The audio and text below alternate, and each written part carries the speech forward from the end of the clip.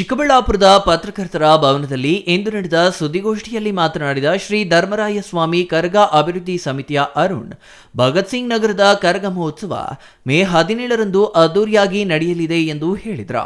ಅಲ್ಲದೆ ಪ್ರತಿ ವರ್ಷ ಕರಗ ಮಹೋತ್ಸವದಲ್ಲಿ ವಿಶೇಷತೆಯೊಂದನ್ನು ಪರಿಚಯಿಸಲಾಗುತ್ತಿದ್ದು, ಈ ಬಾರಿಯೂ ಸಪ್ತ ಕಳಶ ಕರಗ ಆಯೋಜಿಸಲಾಗಿದೆ ಎಂದರು. ಮೇ 14ರಂದು ಸಂಜೆ 7 ಗಂಟೆಗೆ ಕಳಸ ಸ್ಥಾಪನೆ, ಶ್ರೀ ಗಣಪತಿ ಹೋಮ, ಧ್ವಜಾರೋಹಣ, ದೇವರಿಗೆ ವಿಶೇಷ ಹೂವಿನ ಅಲಂಕಾರದೊಂದಿಗೆ ತೀರ್ಥ ಪ್ರಸಾದ ವಿನಿಯೋಗ ನಡೆಯಲಿದೆ. ಮೇ 15ರ ರಾತ್ರಿ 9 ಗಂಟೆಗೆ ಕಂದವಾರ ಬಾಗಿಲಿನ ಶ್ರೀ ಲಕ್ಷ್ಮೀ ವೆಂಕಟರಮಣ ಸ್ವಾಮಿ ದೇವಾಲಯದಿಂದ ನಗರದ ಪ್ರಮುಖ ಬೀದಿಗಳಲ್ಲಿ ಮೆರವಣಿಗೆ ನಡೆಯಲಿದೆ. ಇದೇ ದಿನ ಶ್ರೀ ಧರ್ಮರಾಯ ಸ್ವಾಮಿ ಹಸಿ ಕರಗ ಮಹೋತ್ಸವ ನಡೆಯಲಿದೆ ಎಂದರು. ಮೇ 16ರ ಸಂಜೆ 7 ಗಂಟೆಗೆ ಊರಿನ ಭಕ್ತರಿಂದ ದೇವರಿಗೆ ತಂಬಿಟ್ಟಿನ ದೀಪಗಳು ನಡೆಯಲಿದ್ದು, ಸಂಜೆ 8 ಗಂಟೆಗೆ ಶ್ರೀ ಧರ್ಮರಾಯ ಸ್ವಾಮಿ ದೇವಾಲಯದ ಬಳಿ ಸಪ್ತ ಕಳಸ ಕರಗ ನಡೆಯಲಿದೆ.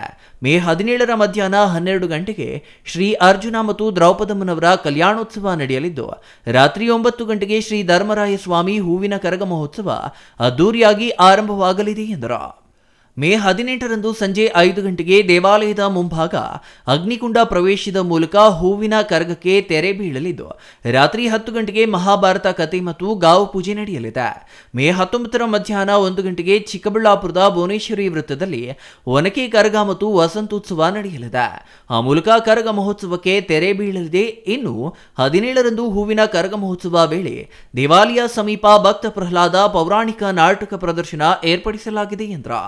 ಅಲ್ಲದೆ ಸಾಸುವಲ ಚಿನ್ನಮ್ಮನ ಕತೆ ಪೌರಾಣಿಕ ನಾಟಕ ನಡೆಯಲಿದೆ. ಎಂಜಿ ರಸ್ತೆ ಸೇರಿದಂತೆ ಹಲವು ಕಡೆಗಳಲ್ಲಿ ವಾದ್ಯಗೋಷ್ಠಿಗಳನ್ನು ಆಯೋಜಿಸಲಾಗಿದ್ದು, ಈ ಎಲ್ಲ ಕಾರ್ಯಕ್ರಮಗಳು ಭಕ್ತರ ಸಹಕಾರದಿಂದ ನಡೆಯುತ್ತಿದ್ದು, ಚಿಕ್ಕಬಳ್ಳಾಪುರದ ಸಮಸ್ತ ನಾಗರಿಕರು ಆಗಮಿಸಿ ಕರಗ ಮಹೋತ್ಸವ ಯಶಸ್ವಿಗೊಳಿಸಲು ಅರುಣ್ ಮನವಿ ಮಾಡಿದ್ರು.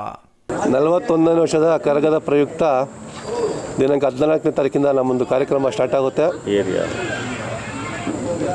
ಪ್ರಥಮ ಬಾರಿಗೆ 16ನೇ ತಾರೀಕು ಕಳಶ ಕರಗವನ್ನು ಏರ್ಪಾಡು ಮಾಡಿದ್ದೀವಿ. ರಾತ್ರಿ 9 ಗಂಟೆಗೆ ಈ ಒಂದು ಕರಗವನ್ನು ಕುಪ್ಪಂನ ಬಾಲಾಜಿ ಅವರು ಹೊರ್ತಾರೆ.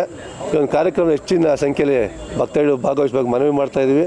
ದಿನಾಂಕ 17ನೇ ತಾರೀಕು ರಾತ್ರಿ 10 ಗಂಟೆಗೆ ಹೂವಿನ ಕರಗವನ್ನು ವ್ಯವಸ್ಥೆ ಮಾಡಲಾಗಿದೆ. ಈ ಒಂದು ಹೂವಿನ ಕರಗದ ಪ್ರಯುಕ್ತ ರೇಷ್ಮೆಗೂಡು ಮಾರ್ಕೆಟ್ ಬಳಿ ಭಕ್ತ ಪಾಲಾದನ ಒಂದು ನಾಟಕವನ್ನು ಆಯೋಜನೆ ಮಾಡಿರ್ತಾರೆ. ತದನಂತರ MG ರಸ್ತೆಯಲ್ಲಿ ದರ್ಗಾ ಮುಂಭಾಗದಲ್ಲಿ ಸುಪ್ರಸಿದ್ಧ ವಾದ್ಯಗೋಷ್ಠಿಯನ್ನು ಆಯೋಜನೆ ಮಾಡಿರ್ತಾರೆ.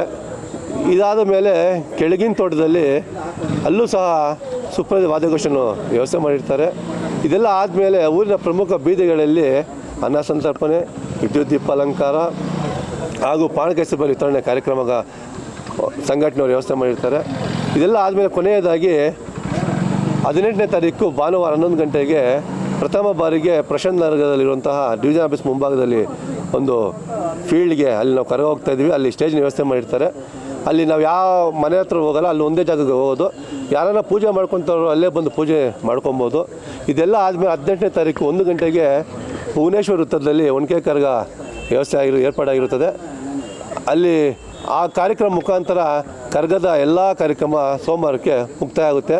ಈ ಒಂದು ಕಾರ್ಯಕ್ರಮ ಯಶಸ್ವಿಯಾಗಲು ತಮ್ಮ ಮಾಧ್ಯಮ ಮಿತ್ರರ ಮೂಲಕ ನಾನೆಲ್ಲರೂ ಮನವಿ ಮಾಡ್ತೀನಿ, ಹೆಚ್ಚಿನ ಸಂಖ್ಯೆಯಲ್ಲಿ ಭಕ್ತರು ಬಂದು ಈ ಒಂದು ಕಾರ್ಯಕ್ರಮ ಯಶಸ್ವಿಗೊಳಿಸಿ ಆ ದೇವರ ಕೃಪೆಗೆ ಪಾತ್ರರಾಗಬೇಕನ್ನೋದಕ್ಕೆ ಮನವಿ ಮಾಡ್ತಾಯಿದ್ದೀನಿ.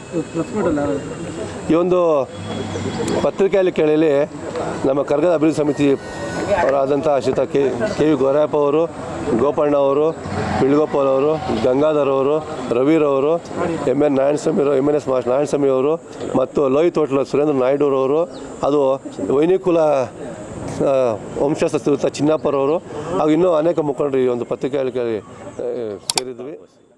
ಅಂಬರೀಷಿಯನ್, CTV ನ್ಯೂಸ್, ಚಿಕ್ಕಬಳ್ಳಾಪುರ.